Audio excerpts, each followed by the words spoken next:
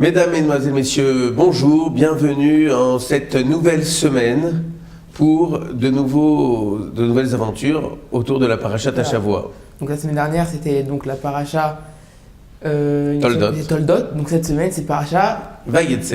Alors de quoi elle va nous parler cette paracha?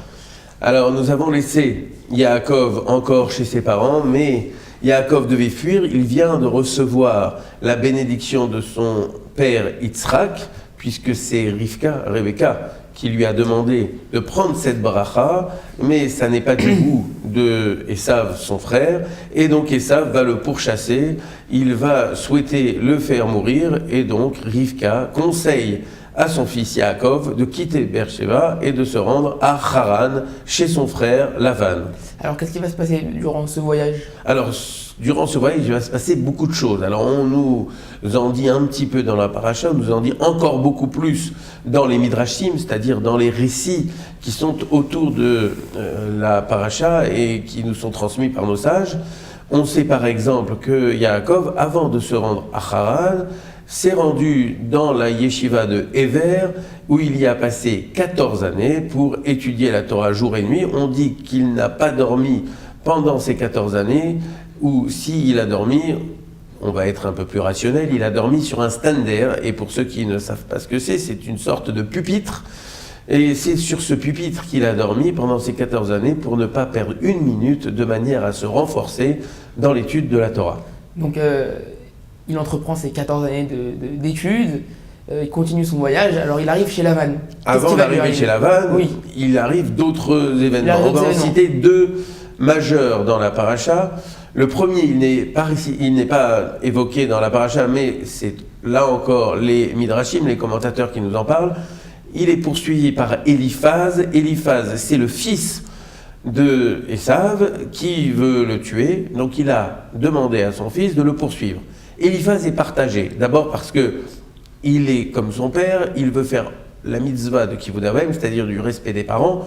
Son père lui ayant demandé de tuer Yaakov, il est engagé par cette décision qu'a prise Esav. Mais par contre, il a l'autre chose qui le travaille dans sa tête, c'est qu'il est proche de Yaakov. Yaakov l'a éduqué, il est proche donc de son oncle, et il ne veut pas le tuer. Comment faire entre le respect qu'il a envers son père et le respect qu'il a envers son oncle?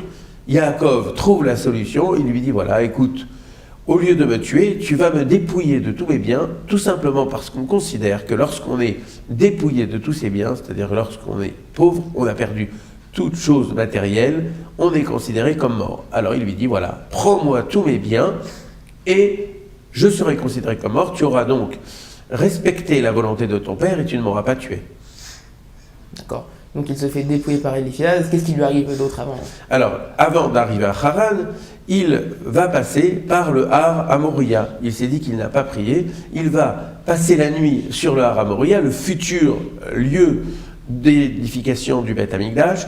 Et là, dans ce lieu qui est un lieu terrible, qui est un lieu magique aussi, puisque c'est le lieu où la résidence divine est la plus forte, c'est là où a eu lieu évidemment la Akedat Yitzhak, c'est-à-dire le sacrifice d'Yitzhak, et bien dans ce lieu même, il va passer la nuit et il va faire un rêve au cours duquel Akadosh Baruch Hu va s'adresser à lui, va renouveler toute une série de promesses et lui va se sentir renforcé par cette vision d'Akadosh Baruch Hu pour se rendre ensuite à Haran chez son oncle. Donc il va faire notamment un rêve, mais ça on aura l'occasion d'en reparler au cours de la semaine. Oui, tout à fait. C'est un rêve au cours duquel il va y avoir énormément de choses à dire. On va voir aussi qu'il va instituer la prière du soir, la prière de Arvit.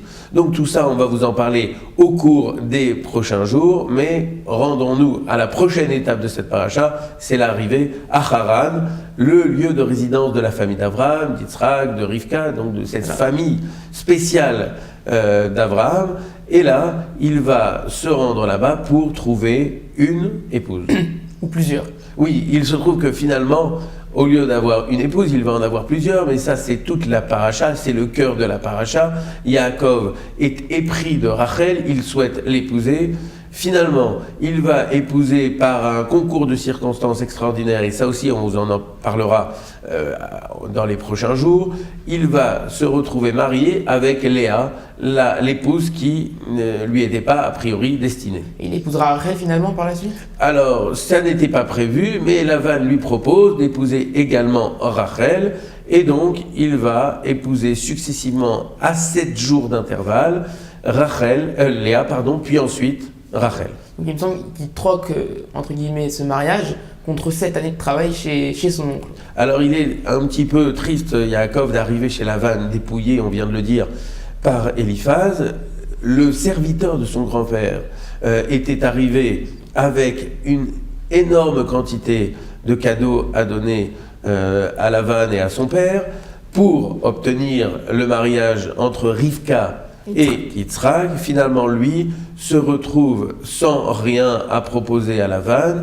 Or, Lavan est cupide. La chose qui l'intéresse le plus au monde, et je pense que c'est la seule chose qui l'intéresse vraiment, c'est l'argent. Voyant que Yaakov n'en a pas, il accède quand même à la demande de Yaakov de se marier avec Rachel, puis ensuite avec Léa. En fait, ça va être l'inverse. Mais contre travail, puisqu'il n'a pas d'argent, il faut bien qu'il finance le mariage, et donc il va travailler 7 ans pour Léa, puis ensuite 7 ans pour Rachel, et finalement il va travailler encore 6 autres années pour Lavan avant d'estimer qu'il est temps peut-être de partir. Et donc au bout de ces 6 années supplémentaires, il quittera en fin de paracha Lavan. Voilà, mais avant de parler de son départ de Haran, il va y avoir des événements majeurs, bien sûr, dans cette paracha, et ces événements majeurs, c'est la naissance des 11 enfants, en tout cas, dans cette paracha, il s'agit de 11, puisque Léa va avoir 4 enfants, puis ensuite, elle va s'arrêter d'enfanter. Entre-temps, Rachel, qui, elle, ne parvient pas à tomber enceinte, va donner sa servante à Yaakov pour qu'à travers elle puisse enfanter. C'est donc Bilha, la 3e épouse de Yaakov. Elle va lui enfanter 2 enfants, puis ensuite il va y avoir Léa qui va donner elle aussi sa servante Zilpa à Yaakov. Yaakov est donc le mari de 4 épouses distinctes, et le père, il va avoir aussi 2 enfants de Zilpa. Ensuite Léa va avoir à nouveau 2 enfants, et enfin Rachel va avoir l'heureux événement, celle qu'elle attend depuis toujours. Celui qu'elle attend depuis toujours, c'est la naissance de Yosef. Donc au final, il va y avoir donc 11 garçons qui vont naître. Il va y avoir aussi une fille, Dina, qui est la fille de Léa. Et ce n'est qu'après la naissance de Yosef que Yaakov va s'estimer prêt à repartir vers Beersheba, vers le lieu de résidence de son père Yitzhak, est prêt aussi à affronter Esav, qu'il attend toujours pour le tuer. Et ça, on en parlera la semaine prochaine dans la parashat Vaïshlach. Justement, c'est le début de la parashat Vaïshlach, c'est la suite de l'histoire de Yaakov. Avant d'affronter Esav, il doit affronter à nouveau Lavan. Pourquoi ? Parce que il part de chez Lavan sans lui dire, et ça n'est pas du goût de son beau-père. Alors qu'est-ce qu'il va faire ? Il va le poursuivre, et c'est donc toute la fin de la paracha. Lavan va poursuivre Yaakov, sans doute pour lui faire du mal, mais Lavan reçoit un avertissement d'Akadosh Baruch Hu, et il lui dit « Attention, ne touche pas à Yaakov ». Finalement, va être scellée une alliance entre Yaakov et ses descendants et Lavan et ses descendants autour d'un monument. On en parlera aussi dans les prochains jours, ou peut-être la semaine prochaine, autour d'un monument qui va être érigé. Ce monument-là, c'est le symbole de l'alliance et donc de la paix forcée entre Lavan et Yaakov. Yaakov a passé cet obstacle que représente Lavan. Reste encore d'autres obstacles nombreux, à commencer par Esav, mais ça on en parlera la semaine prochaine, ça sera la parashat Vaïshlach. En tout cas, voilà le menu de la parashat Vaïtse. C'est une paracha, encore une fois, très très très riche. On y apprend beaucoup de choses. On va vous donner quelques gouttes d'enseignement au cours de cette semaine. En attendant, on vous souhaite une bonne journée, et on se retrouve donc demain sur cette antenne de 613 TV.